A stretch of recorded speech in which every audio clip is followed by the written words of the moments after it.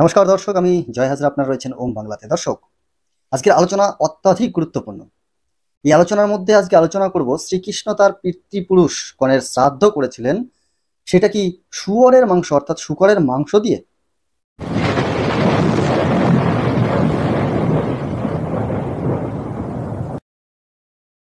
পাশাপাশি আজকের আলোচনাতে আমরা ক্লিয়ার করে জানতে পারবো যে এই যে নারায়ণী সেনা নামে যে সেনাটা রয়েছে, আমরা মহাভারতে এই সেনার নাম পেয়েছি। তাহলে এই নারায়ণী সেনার জন্ম কোত্থেকে হয়েছিল সেটা কি আমরা কেউ জানি? চলুন আজকে জানবো। এবং পাশাপাশি এটাও আমরা বিচার করব, ধর্মগ্রন্থে যে বিষয়গুলো আমাদের লেখা হয়েছে সেগুলো কি অক্ষরে অক্ষরে পালন করা এবং মেনে চলা, বিশ্বাস করা আমাদের প্রয়োজন, নাকি শাস্ত্র গ্রন্থগুলোতে ভুল থাকলে সেগুলো আমাদের তুলে ধরা প্রয়োজন। এবং আমাদের প্রত্যেকের বোঝা উচিত যে বাস্তব জীবনে আমাদের কি প্রয়োজন। চলুন শুরু করা যাক আজকের ভিডিও।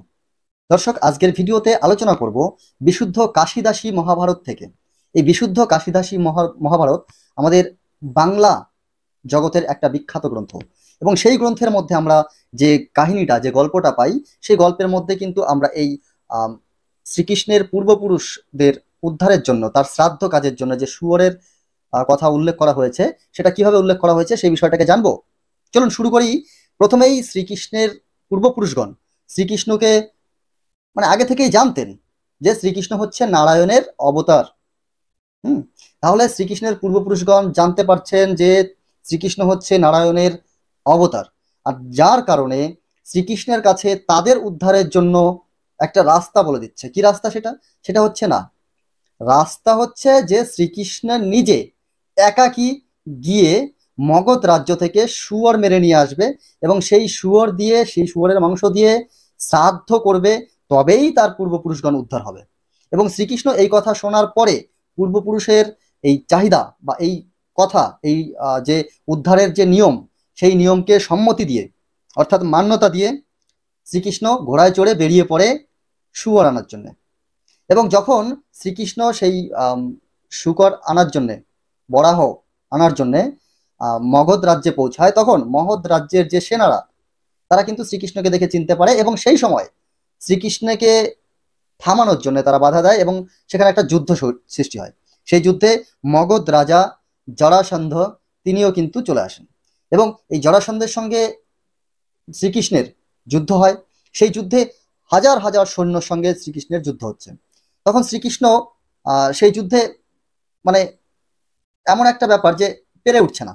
ঠিক সেই সময় শ্রীকৃষ্ণ তার শরীরটাকে বিশাল বড় আকার ধারণ দেয়, পাহাড়ের সমান শরীর তৈরি করে নিজের শরীর বাড়িয়ে, এবং সেই শরীর থেকে জন্ম নেয় নারায়ণী সেনা।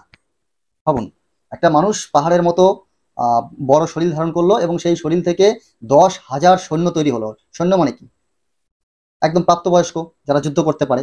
তাহলে সেই রকম 10,000 সৈন্য তৈরি হলো, এবং তারপরে যখন যুদ্ধ হলো, তখন জরাসন্ধ হেরে গেল এবং পালিয়ে গেল। সেখান থেকে পালিয়ে যাওয়ার পরে শ্রীকৃষ্ণ তার চক্র দ্বারা সেই শূকর অর্থাৎ বরাহ শিকার করে, এবং সেই শিকার করার পরে সেই শূকর সমেত সেই নারায়ণী সেনা, 10,000 নারায়ণী সেনা নিয়ে সে রাজ্যে ফেরে। এবার কথা হচ্ছে, এই শূকর মেরে নিয়ে রাজ্যে ফেরাতে কিন্তু ক্লিয়ার হলো না যে শ্রাদ্ধ কি শূকরের মাংস দিয়ে করেছিল। কিন্তু একটু ব্যাপারটা ভাবুন, শ্রীকৃষ্ণের পিতৃপুরুষগণ জানতেন শ্রীকৃষ্ণ নারায়ণের অবতার, তারপরেও শ্রীকৃষ্ণকে পিতৃপুরুষকে উদ্ধার করার জন্য, যেখানে নারায়ণ বা শ্রীকৃষ্ণ একাই যথেষ্ট, তার চরণতলেই সবাই গিয়ে উদ্ধার হয়, কিন্তু তার পিতৃপুরুষ পুরুষদের উদ্ধার করার জন্য শ্রীকৃষ্ণকেও কার্য করতে হলো। কি কার্য? বরাহ মাংস আনতে যেতে হলো, এবং সেখানে যাওয়ার পরে বরাহকে মেরে শ্রীকৃষ্ণ প্রতিজ্ঞাবদ্ধ হলো যে হ্যাঁ, আমি এনে দেবো এবং উদ্ধারের জন্য এই কার্যটা আমি করব। তারপরে সেখানে গেল, বরাহ মেরে নিয়ে আসলো। এর থেকে কি বোঝা গেল? যে শ্রীকৃষ্ণ এরপরে কি করেছে? পিতৃপুরুষকে দেওয়া যে কথা, সেটা অস্বীকার করে দিয়েছে। শূকর মেরে নিয়ে আসার পরে সেই পিতৃপুরুষের দেওয়া কথাটা কি অমান্য করেছে? যদি তাই হয়, তাহলে শ্রীকৃষ্ণের কথা অমান্য করা বিশাল ব্যাপার হয়ে যায় না? ভগবানের কথা অমান্য করেছে ভগবান, এটা তো মেনে নেওয়া যায় না। তাহলে একদিক থেকে ধরেই নিতে পারি আমরা যে সেই শূকর দিয়েই হয়তো শ্রাদ্ধ করেছিল। আর অন্যদিকে এই যে নারায়ণী সেনা, 10,000 নারায়ণী সেনা, যারা কিনা কখনো যুদ্ধে পরাজিত হয় না, আমরা মহাভারতের মধ্যেই পেয়েছি যে নারায়ণী সেনাও পরাজিত হয়েছে। হুম তারাও বৈকুণ্ঠ ধামে চলে গেছে সবাই।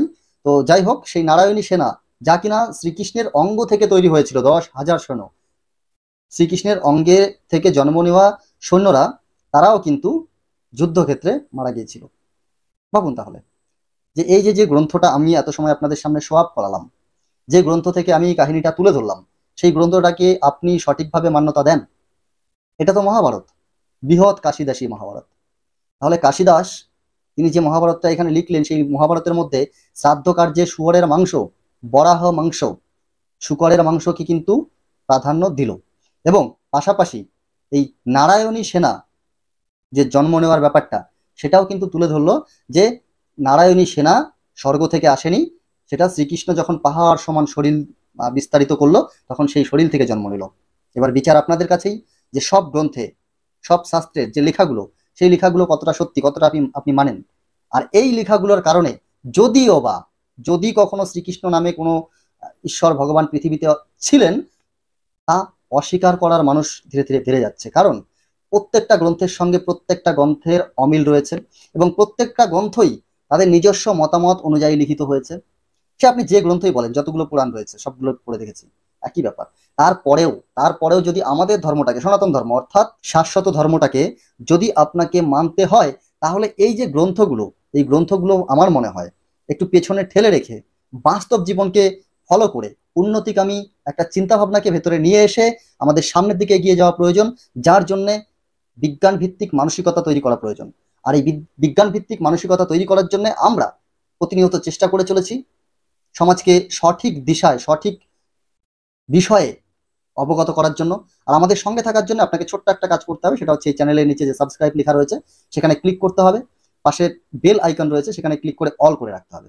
আর এই ধরনের ইনফরমেটিভ ভিডিও যদি আপনি দেখতে চান, তাহলে অবশ্যই ভিডিওটিকে লাইক করে আমাকে একটু উৎসাহিত করবেন, আমার চ্যানেল কর্তৃপক্ষ যারা রয়েছে তাদেরকে একটু উৎসাহিত করবেন।